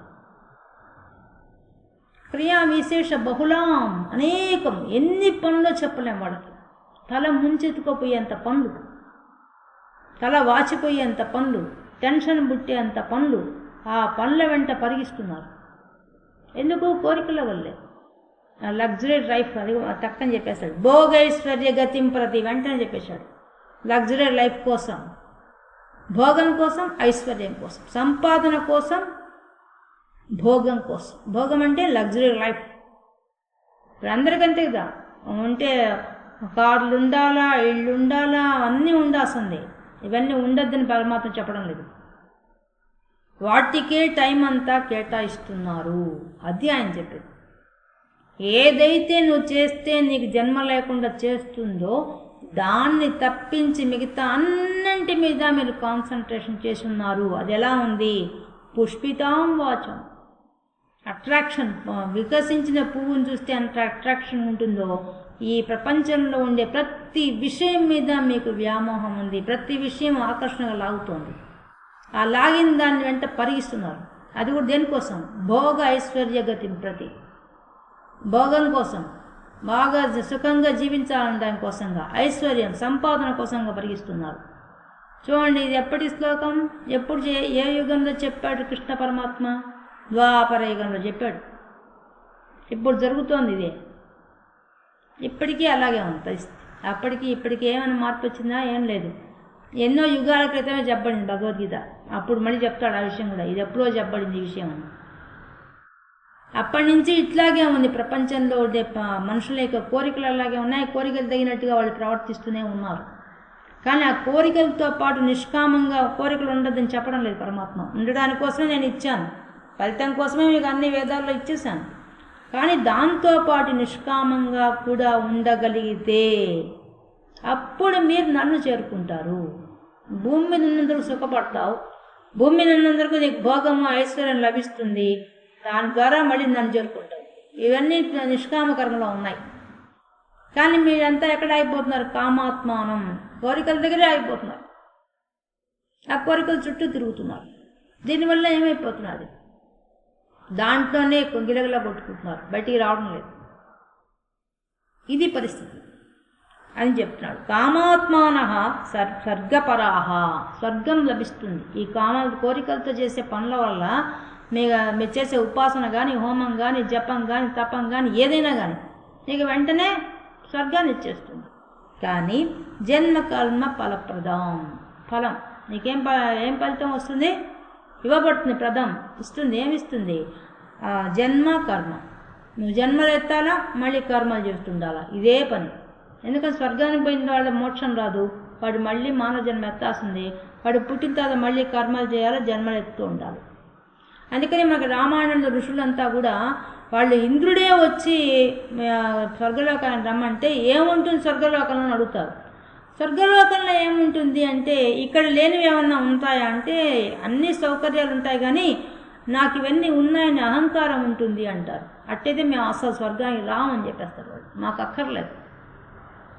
ఏ అహంకారాన్ని పోగొట్టుకొని మేము తపస్సు చేసి ఇన్నేళ్ళు సాధించామో, ఏ అహంకారాన్ని మమకారాన్ని జయించామో అది అక్కడ ఉంటుందంటే మాకు అక్కర్లేదు, ఆ స్వర్గం మాకొద్దు, మేము రామని చెప్పేస్తారు. చిత్రంగా ఇంద్రుడే కిందికి వస్తాడు, అప్పుడు వాళ్ళ ఋషులు చెప్పేస్తారు మేము రామ్, మాకు అక్కర్లేదు అని చెప్తారు. అంటే ఆ మానవులంతా ప్రయత్నం చేసేది ఎక్కడికి పోతున్నారు? అందరూ స్వర్గానికి పోవడం కోసం ప్రయత్నం చేసేవాళ్ళు ఎక్కువ. అంటే కర్మలు చేయడం వల్ల పుణ్యకార్యాలను చేస్తున్నారు. పుణ్యకార్యాల్లో అంటిపెట్టుకోకుండా లేరు, అంటకుండా నిష్కామంగా చేస్తే ఆ పుణ్య ఫలితం వల్ల ఏమవుతుంది? జన్మలు తగ్గుతాయి. అలా చేసుకోకుండా ఏం చేస్తున్నారు? నేను ఇన్నేళ్ళ లలితా సహస్రం చదువుతున్నానండి, నేను ఇన్నేళ్ళ విష్ణు సహస్రం చదువుతున్నానండి అని ప్రకటించేస్తారు. అంటే నేను చేస్తున్నాను అనేది అహంకారం అక్కడ ఎప్పుడైతే ఏర్పడిందో అప్పుడేమైపోయింది? నిష్కామంగా లేదు, కామంగా ఉంది, కోరికతో ఉంది. తెలిసిపోతున్నప్పుడే నేను భగవంతుడి కృపతో భగవంతుడి నామం చేసుకునే భాగ్యం నాకు భగవంతుడు కల్పించాడనే మాట వస్తే సరే, కానీ అది లేకుండా ఆ భగవంతుడి కృపగా నాదే ఉంది అనే అభిప్రాయం వచ్చేసిందంటే అది పుణ్యం స్వర్గలోకాన్ని తీసుకెళ్తుంది తప్ప మోక్షాన్ని ఇవ్వదు. కాబట్టి మనం తీసుకునే విధం చేస్తే, అందుకని మనం చేసే ప్రతి పని కూడా ఈశ్వరార్పణగా ఇచ్చేసేయాలి. ఇప్పుడు మనం చెప్పుకుంటున్నాం ఈ గంట చెప్పుకున్న దాన్ని మీరు వినిన దాన్ని వెంటనే మనం భగవంతుడిగా ఇచ్చేస్తున్నాం. ఎందుకు? ఇది పుణ్యకార్యం. పుణ్యకార్యం ఆయనది, ఆయన సంకల్పం జరుగుతుంది, ఆయనకి ఇచ్చేయాలి. ఈశ్వరార్పణగా చేసాం, ఆయన ప్రీతి కోసం చేస్తున్నాం, ఆయనకి ఇచ్చేసేయాలి. అప్పుడేమైపోతుంది? నిష్కామం అయిపోతుంది. నిష్కామం అయిపోతే మనకు జన్మలు ఏ పని చేసినా ఇదొక్కటే కాదు ఎగ్జాంపుల్. అన్నీ మనం నిద్రలేసి మొదలుకొని పూజ చేసిన వెంటనే భగవంతుడు ఇది అర్పించేస్తున్నాం స్వామి, నీ ప్రీతి కోసం చేశాను, నీకే అర్పించేస్తున్నాను. నేను లలితా సహస్రం పారాయణ చేశాను, నీకోసమే చేశాను తల్లి, నీకే అర్పించేస్తున్నాను. అంతే అయిపోవాలి. అక్కడికి మళ్ళీ నా కోసం చేస్తున్నాను, నా స్వార్థం కోసం చేస్తున్నాను అనే మాట అక్కడికి రావడం లేదు. అది వచ్చింది అంటే నీకు మళ్ళీ కోరికలు ఉన్నట్టే, కోరికలకు తగిన ఫలితంగా స్వర్గలోకం ఇచ్చేస్తారు. అలా మారుతుంది. కాబట్టి ఇదే చెప్తున్నాడు. కోరికలతో చేసేవాళ్ళు స్వర్గలోకానికి పోతారయ్యా, కానీ మళ్ళీ వాళ్ళు భూలోకానికి వస్తారు. వాళ్ళు మళ్ళీ పుడుతూ మరణిస్తూ ఈ జన్మ కర్మ జన్మ కర్మ జన్మ కర్మ తిరుగుతూనే ఉంటారు. ఈ సర్కిల్లో తిరుగుతుంటారు వాళ్ళు. కాబట్టి క్రియా విశేష బహుళం, వీళ్ళు చేసే క్రియలు ఎలా ఉంటాయి? చాలా బహుళం, అనేకం. అంతే కదా. మన కోరికలు చూడండి ఎంత లిస్ట్. ఉదయం లేచి మనం రాత్రి పడుకునే ఎన్ని కోరికలో, ఎన్ని ఆలోచనలో, ఎన్ని సంకల్పాలో, ఎన్ని వికల్పాలో, ఎన్నో ఇన్నెంతో కూర్చో ఉన్నారు మనుషులు. వీటన్నింటినీ కూడా దేనికోసం? భోగైశ్వర్య గతిం ప్రతి, భోగం ఈ ఉన్నంత వరకు సుఖంగా జీవించాలనే దానికోసంగా, మళ్ళీ ఐశ్వర్యం సంపాదన కోసంగా పరిగిస్తున్నారు జనం. ఇలాగే ఉన్నారు. ప్రపంచ విషయాల వైపే పోవద్దని నేను చెప్పడం లేదు, పోవాలి, అది కూడా చెప్తున్నాడు. బతికినంతగా సాధించుకోవాల్సిందే. దాంతోపాటు నిష్కామ కర్మ, దాంతోపాటు ఉపాసన, దాంతోపాటు పరమాత్మను పట్టుకోవడం, ఇది వదలకూడదు. అది అని చెప్పేది. నన్ను వదలకుండా నువ్వు అన్ని పనులు చేసుకో. నువ్వు పోతున్నావు ఉద్యోగానికి, పోతున్న దారిలో అంతా భగవన్నామని వదలబాక. నువ్వు ఎక్కడికి పోతున్నావు, ఏం చేస్తున్నావు, భగవన్నామని వదలబాక. అలా చెప్తున్నాడు. అది చెప్తున్నాడు ఆయన. అది చేసినట్టయితే నేను చేస్తున్నా అనే గర్వం లేకుండా భగవంతుడి దయ, భగవంతుడు ఇచ్చిన భిక్ష ఇది, ఆయనది కదా. ప్రపంచంలో ఆయన ఇచ్చిన దాంట్లో మనం బతుకుతున్నాం. మందంటూ ఏముంది? ఏం లేదు. ఆయనది అంతా ఉండేది కాబట్టి ఆయనకే ఇచ్చేసేసేయాలి అన్నీ. నువ్వు ఉన్నంతకాలం సుఖంగా జీవించడానికి ఏమేం కావాలో చేసుకో, వద్దని చెప్పడం. ఆయన చేసినంతసేపు భగవతుడి కృప ఉంది, ఆయన దయతో బతుకుతున్నాము అని ఆయన థ్యాంక్స్ చెప్తూ మనం. అందుకని మనకు పూజా విధానం కూడా థ్యాంక్స్ చెప్పడం ఆయన పెట్టేశారు. మనం చేయమని చెప్పి వాళ్ళు పెట్టేశారు. మనం ఖచ్చితంగా చేయాల్సిన విషయం అది. అందుకని మనకు పెట్టేశారు, విధిగా పెట్టేశారు. నువ్వు చేయాల పూజ, ఎందుకంటే నువ్వు థ్యాంక్స్ చెప్పాలి. భగవంతుడు చేస్తున్నాడు, చేశాడు కాబట్టి. అదంతా నీకు పంచభూతాలు నీలో పెట్టాడు, బయట పెట్టాడు. నీకు కావాల్సిన శక్తిని పెట్టాడు, బయట పెట్టాడు. అంతటా అన్నీ ఇచ్చేశాడు కాబట్టి ఉదయం నీకు థ్యాంక్స్ చెప్పరా నువ్వు అని పూజ పెట్టేశాడు. మనం చేయము ఆ పని, మనకు విధిగా చేయమంటేనే చేస్తాం. అందుకని విధిగా పూజ చేయాలని రూల్ పెట్టేశారు. అప్పుడు మనం చేసినప్పుడు మనం ఎప్పుడుకో తెలుస్తుంది, తెలివి వస్తుంది. పూజ మామూలుగా చేస్తూ పోతుంటాం, వాళ్ళు చెప్పినట్టు చేసుకుని దీపం పెట్టడం, హారతి ఇవ్వడం, అవి చేసుకుంటూ పోతూ ఉంటాం. ఎప్పుడో నిద్రలేస్తాం, అసలు ఎందుకు ఈ హారతి ఇస్తున్నాం, ఎందుకు ఈ దీపం పెడుతున్నాం, ఎందుకు చేస్తున్నాం అని ఆలోచన రాగానే అప్పుడు అసలు విషయం బయటపడుతుంది. అప్పుడు భగవంతుడికి అప్పుడు మనం ప్రేమపూర్వకంగా పెడతాం. అప్పుడు ముందు పెట్టేదానికి మనం తెలుసుకున్న దాన్ని పెట్టే పూజకి తేడా ఉంటుంది. ప్రేమపూర్వకంగా పెడతాం. ఒక నైవేద్యం పెట్టాలంటే భగవంతుడికి ఎంతో ప్రీతితో పెడతాం. స్వామి, మేము చేసుకున్నది ఇది, నా శక్తి కొద్ది చేశాను, నువ్విచ్చినవే తండ్రి స్వీకరించు, ఏదో నాకు చేత వచ్చినట్టు చేసి పెట్టాను తండ్రి, నీ అంత గొప్పవాడికి చేసే అంత గొప్ప శక్తి నాకు లేదు అని చెప్పి వినయంగా అర్పిస్తాం. ఏమో చేసాం తీసుకో తినో అని పెట్టాం, భయభక్తులతో పెడతాం. అక్కడి నుంచి మనకి ఆ భక్తి, ఆ భావన వచ్చేస్తుంది. దాంట్లో కోరికలు ఉండవు. అప్పుడు మనకి నిష్కామంగా తయారైపోతాం. ఎందువల్ల అన్ని భక్తులంతా నిష్కామంగా చేయబట్టి గొప్పవాళ్ళు అయిపోయారు. కాబట్టి భోగైశ్వర్య గతిం ప్రతి, భోగైశ్వర్యాల కోసం ఈ విధంగా చేస్తున్నారు మనుషులంతా. ఇలా చేయడం వల్లే ఈ విధంగా దెబ్బతింటున్నారు మానవుడు. వాళ్ళు నిష్కామంగా చేయడం లేదు అనే విషయాన్ని చెప్తున్నారు పరమాత్మ. 44వ శ్లోకానికి వచ్చేసాం. పలుకుతారా మీరు? Ready madam? ఉన్నాను మేడం, పిలిచారు. అరుణ గారు పలుకుతారండి. ఓకే. భోగైశ్వర్య ప్రసక్తానాం, భోగైకర్య ప్రసక్తానాం తయాపహృత చేతసాం, తయాపహృత చేతసాం వ్యవసాయాత్మికా బుద్ధిః, వ్యవసాయాత్మికా బుద్ధిః సమాధౌ న విధీయతే, సమానాఘౌ న విధీయతే, సమాధౌ సమాధౌ న విధీయతే, న విధీయతే. భోగైశ్వర్య ప్రసక్తానాం, భోగైశ్వర్య ప్రసక్తానాం తయాపహృత చేతసాం, తయాపహృత చేతసాం వ్యవసాయాత్మికా బుద్ధిః, వ్యవసాయాత్మికా బుద్ధిః సమాధౌ న విధీయతే. న విధీయతే. అరుణ గారు మ్యూట్ చేసుకోండి. భోగైశ్వర్య ప్రసక్తానాం తయాపహృత చేతసాం వ్యవసాయాత్మికా బుద్ధిః సమాధౌ న విధీయతే. ఇంకా చెప్తున్నారు పరమాత్మ. భోగైశ్వర్య ప్రసక్తానాం, భోగములు ఐశ్వర్యాలు వీటి కోసమే, వీటి ఎందు ఎక్కువ ఆసక్తితో, ప్రసక్తానం పూర్తిగా ఆసక్తితో, తయాపహృత చేతసాం వాళ్ళ మనసులంతా దొంగిలించబడుతున్నాయి. మనుషుల యొక్క మనసులంతా కూడా ఉన్నన్నాళ్ళు సుఖంగా ఉండాలి, ఐశ్వర్యం సంపాదించుకోవాలి, దీని వెంట పడి వాళ్ళ మనసులంతా దాని చేత అపహరించబడు, దొంగల్లాగా దొంగిలిచ్చేస్తున్నాయి. ఆ రెండు ఏంది? భోగము, ఐశ్వర్యము.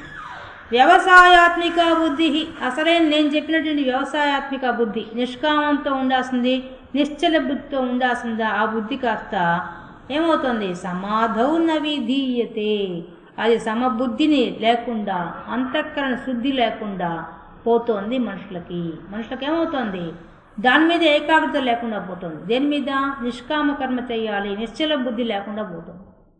ఎవరు ఏం చెప్తే, ఏది చేస్తే మన జీవితంలో బాగుపడతాం అంటే వాటి వెంట పరిగిస్తున్నారు, అక్కడికి వెళ్ళిపోతున్నారు. ఆ భోగం ఇచ్చేవేవి, ఐశ్వర్యం ఇచ్చేవేవి అనుకుంటూ వెతుక్కుంటూ వెళ్ళిపోతున్నారు తప్పితే అసలైన మోక్షం ఇచ్చే దాని గురించి మాత్రం ఎవ్వరూ పట్టించుకోవడం లేదు. అదే జరుగుతోంది లోకంలో అనే విషయాన్ని చెప్తున్నాడు పరమాత్మ. ఎంత చక్కగా చెప్పాడు చూడండి. ఇప్పుడు మన జీవితంలో అందరూ చూసుకోవచ్చు, మనం తొంగి చూసుకుంటే మనం గడిచిపోయిన జీవితం అంతా మనం ఇలాగే గడిపి ఉంటాం, దాంట్లో సందేహమే లేదు. నిష్కామంగా ఎవరు ఉండున్నాం, కోరికలతోనే ఉండుంటాం. ఇప్పుడు ఈ శ్లోకాలు తెలిసాయి కాబట్టి కొంచెం కళ్ళు తెరుచుకుంటామేమో, కానీ ముందు జరిగిపోయిన జీవితం అంతా ఎలా ఉంటుంది? కోరికలతోనే ఉంటుంది. ఆ కోరికలు తీరకపోతే అల్లాడిపోతాం, గిలగిలా కొట్టుకుంటాం.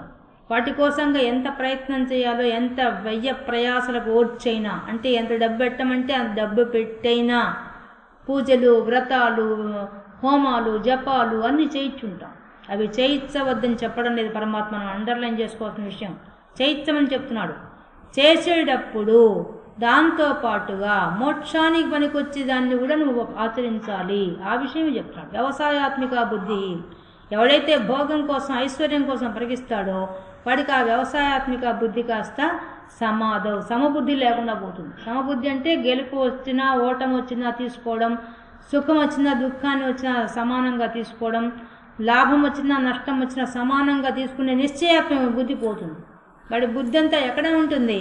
తన జీవితంలో ఉండే ప్రతి విషయంలో, తన జీవితంలో ప్రతి అడుగు గురించి బాగా క్రియాశీలం, ఆ క్రియల గురించి పరిగెత్తి పరిగెత్తి పరిగెత్తి పరిగెత్తి వాటి వెంట ఉన్నంత ప్రేమ, వాటి మీద ఉన్నంత వ్యామోహం, వాటి కోసమే తాపత్రయపడుతూ జీవిస్తూ ఉండిపోతారు మనుషులంతా.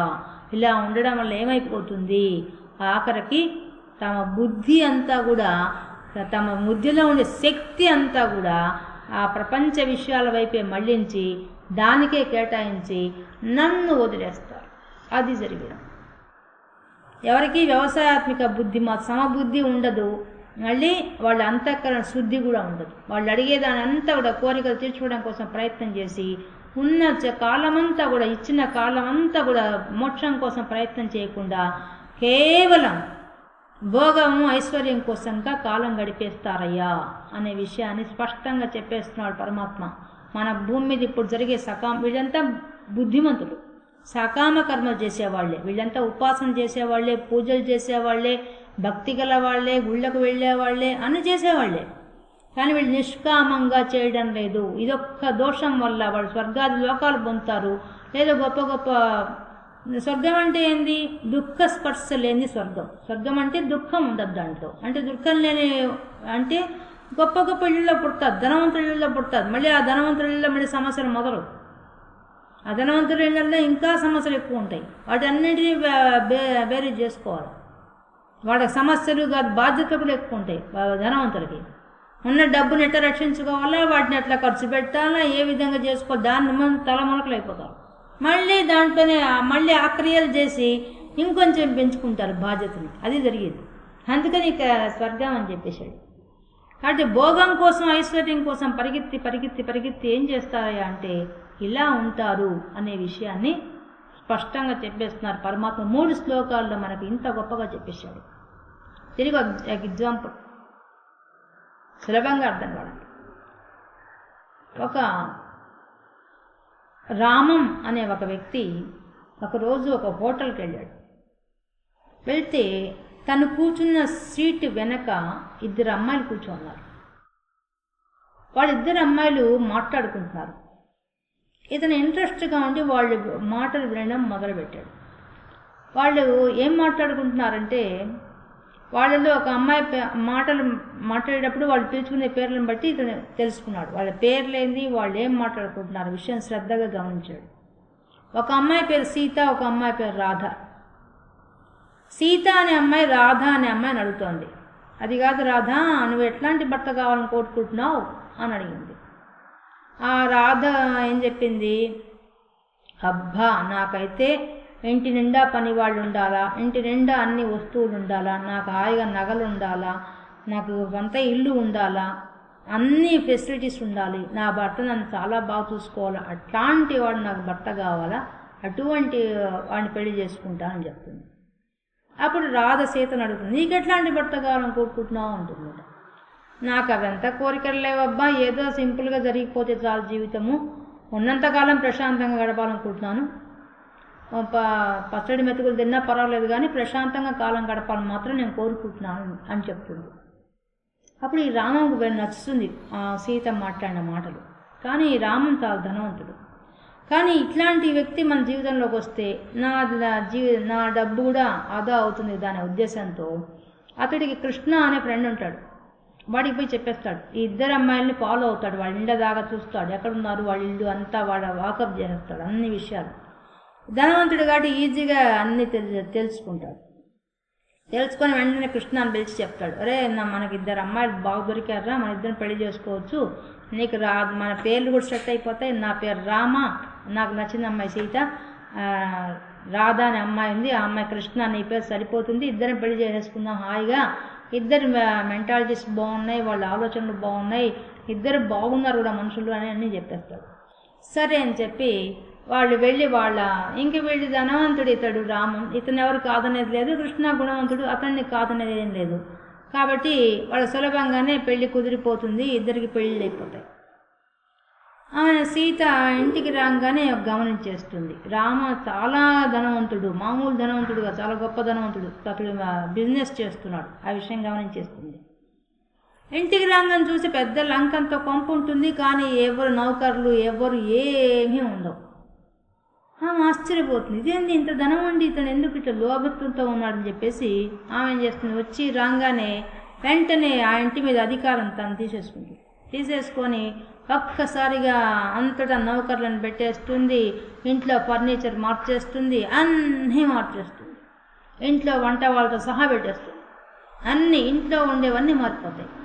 రామం ఆశ్చర్యపోతాడు, ఇదేంది తను చెప్పిన అభిప్రాయానికి తను వ్యతిరేకంగా ప్రవర్తిస్తోంది ఏందబ్బా అనుకుంటాడు. సరే మనం నోరు తెచ్చి మాట్లాడకూడదు, కొత్తగా పెళ్ళైన అమ్మాయి కదా, చూద్దాం ఎలా ఉంటుందో అని చెప్పి గమనిస్తూ ఉంటాడు. గమనిస్తూ ఉండి అప్పుడు ఆయనకు అనుమానం వస్తుంది, నేను కృష్ణకు ఇట్లాంటి కోరికలు ఉండే అమ్మాయిని పెళ్లి చేశాను, కృష్ణ పెద్ద ధనవంతుడు కాదు, అతను ఎన్ని పాటలు పాడుతున్నాడో అని చెప్పి అతను అనుకుంటాడు.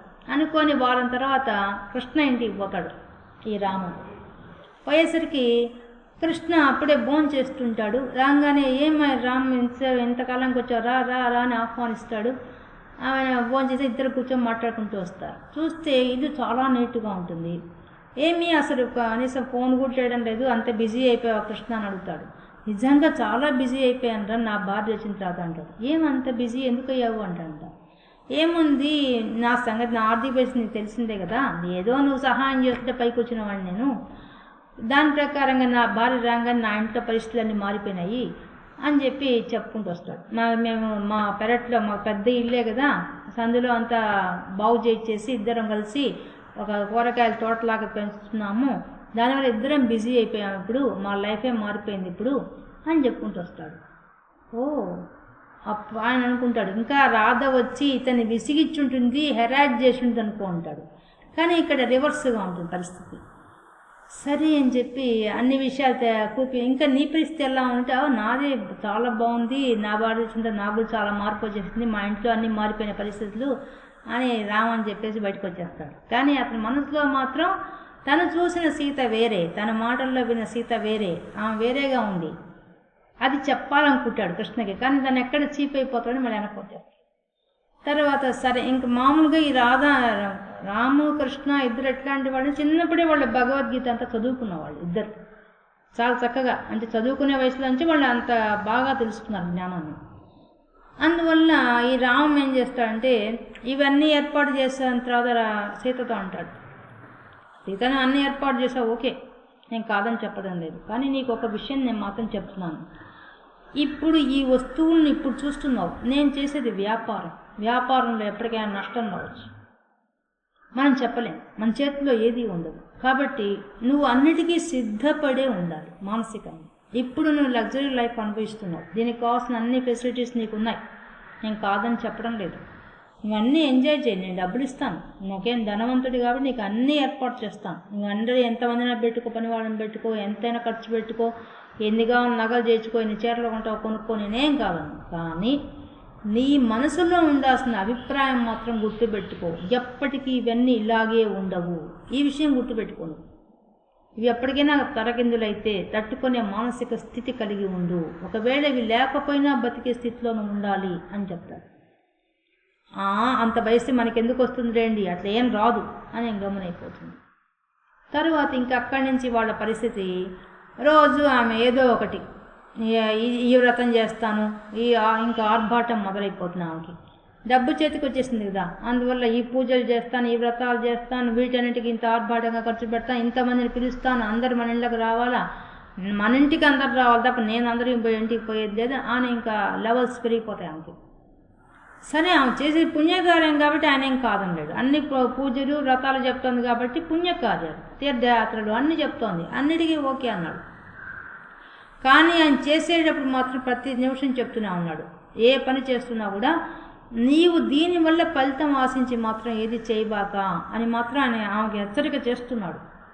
కానీ ఆమె పెద్ద పడుచుకోండి, ఏంది మీదంతా వేదాంతం, అబ్బా వినలాగా చచ్చిపోతున్నాను, వచ్చినప్పటి నుంచి పెళ్ళైనప్పటి నుంచి ఈ వేదాంతం ఒకటి నా ప్రాణం తీస్తున్నావు నువ్వు, నేను వినలేను, ఇంకా నాకు చెప్పొద్దు, మీరు శుద్ధి ఇవ్వకండి నాకు అని చెప్పేసింది. ఇంకా అతనికి ఏం చేయాలో అర్థం కాలేదు. సరే, ఇంకా పిల్లలు పుట్టారు. పిల్లలు పుట్టిన తర్వాత ఇతని ఆలోచన విధానం వేరే, కానీ ఆమె ఆలోచన విధానం ఏంది, హై లెవెల్లో ఉంది ఆ ఆలోచన. వెంటనే ఆ పిల్లకాయని తీసుకెళ్ళి ఫారిన్లో చేర్పించాలా, లేదా మంచి మంచిగా స్కూల్స్లో చేర్పించాలా, ఈ విధంగా ఆమె ఆలోచనలు ఉన్నాయి. అతను కాదు, మన వేద పాఠశాలలో చేర్పిద్దాం అంటాడు. మనకేమంత గతి లేకుండా ఉందా, వేద పాఠశాలలో చేర్పించాల్సిన కర్మ ఏం పట్టింది అని చేస్తుంది. దానికి వేదానికి డబ్బుకు ఏం సంబంధం అసలు? వేదం నేర్చుకుంటే పిల్లవాడు గొప్పవాడు అవుతాడంటే లేదు, నేను ఒప్పుకోను. సొసైటీలో మన పేరేం కావాలా, నువ్వు ఇంత గొప్ప ధనవంతుడివి, ఎట్లా ఉండాలి మనం, అసలు మన స్టేటస్ దెబ్బతింటుంది, తమాషా పడుతున్నావు, వద్దు వద్దు అని చెప్పి మళ్ళీ వాళ్ళని పెద్ద పెద్ద స్కూల్లో చేర్పించేస్తుంది. ఇంకా అక్కడి నుంచి వీళ్ళిద్దరికీ కొంచెం అతను చెప్పిన దానికంతా ఆమె వ్యతిరేకం, ఆమె చెప్పిన దానికది ఇతడు వ్యతిరేకం. కానీ అతడు ఎట్లాంటి వాడంటే చెప్పడం వరకే, దాని తర్వాత పట్టించుకునేవాడు కాదు. ఎందుకంటే బాగా ఈ భగవద్గీత అంతా చదివేశాడు కాబట్టి ఆయనకు తెలిసిపోయింది ఆ విషయం. అందువల్ల చెప్పడం వరకు సూచన చేస్తాడు, గమ్మునైపోతాడు. ఏది చేస్తున్నా ప్రతి పని మొదలు పెట్టగానే చెప్తాడు, దీని వెనక మైనస్ వస్తుంది జాగ్రత్త, దీంట్లో నీకు వచ్చే కష్టాలు వస్తాయి జాగ్రత్త, ఇంతవరకు చెప్పి వెనక్కి వచ్చేస్తుంటాడు. ముందుకు పోడు, వెనక్కి వచ్చేస్తుంటాడు, మళ్ళీ దాని గురించి కొనసాగించడు. కానీ ఆమె దాన్ని ఏ విషయాన్ని పరిచయం పెట్టేసి తన పాటికి తను చేసుకుంటూ పోవడం మొదలు పెట్టేస్తుంది. పిల్లలకు కూడా లగ్జరీ లైఫ్ అలవాటు చేసేస్తుంది, అన్ని రకాలుగా అనుభవించడం, అన్ని ఏవనుకుంటే కొనుక్కొచ్చుకోవడం అన్నీ నేర్పించేస్తుంది. ఇతను మాత్రం పిల్లకాయని దగ్గర కూర్చోబెట్టుకొని తనకు టైం దొరికినప్పుడల్లా వాళ్ళని కూర్చోబెట్టుకొని బుద్ధులు చెప్పడం మొదలుపెట్టాడు. భగవద్గీత శ్లోకాలు నేర్పించి దాంట్లో ఉండి సారాంశం చెప్పి అతడు ముందుకు తీసుకోవడం మొదలు పెడతాడు. ఒక రకంగా అతడు రోజులో 10 నిమిషాలు కూడా కేటాయించిన స్థితి అతనిది, కానీ కేటాయించి మరి పిల్లకాయలకు ఆ జ్ఞానం చెప్పడం మొదలు పెడతాడు. ఇలా ఉంటే కృష్ణ రామ ఇద్దరు కలుసుకున్నప్పుడల్లా ఈ రాముడు చెప్పేస్తాడు, నా ఇంట్లో పరిస్థితులు కొంచెం ఇట్లా ఉన్నాయి, తన యొక్క డబ్బు చూసింత తను మారిపోయింది, తను పెళ్లికి ముందు మాట్లాడిన మాటకి తర్వాతకి చాలా మార్పు వచ్చేసింది డబ్బు చూడంగానే. ఇప్పుడు నా పరిస్థితి ఏంటంటే చెప్తున్నాను కానీ తను ఆచరించడం లేదు, కానీ ఎటువంటి పరిస్థితి వస్తుందో తెలియదు అని చెప్తుంటాడు. అతనికి చెప్పుకుంటాడు. అతను ఏం చెప్తాడు, ఏం పర్వాలేదులే, జీవితం అంటే జరిగిపోతుంది, ఏం కాదులే, నువ్వు చేసే పూజలు వ్రతాలు నేను నడిచిస్తానని అతను చెప్తుంటాడు. ఇలా జరిగిపోతుంది. ఇంకా పోను ఒకసారి ఉన్నట్టుండి వ్యాపారం బాగా దెబ్బతింటుంది. ఉన్నట్టుండి దెబ్బతినంగానే ఇతడు మామూలుగానే ఉంటాడు, కానీ భార్య మాత్రం తట్టుకోలేకపోతుంది.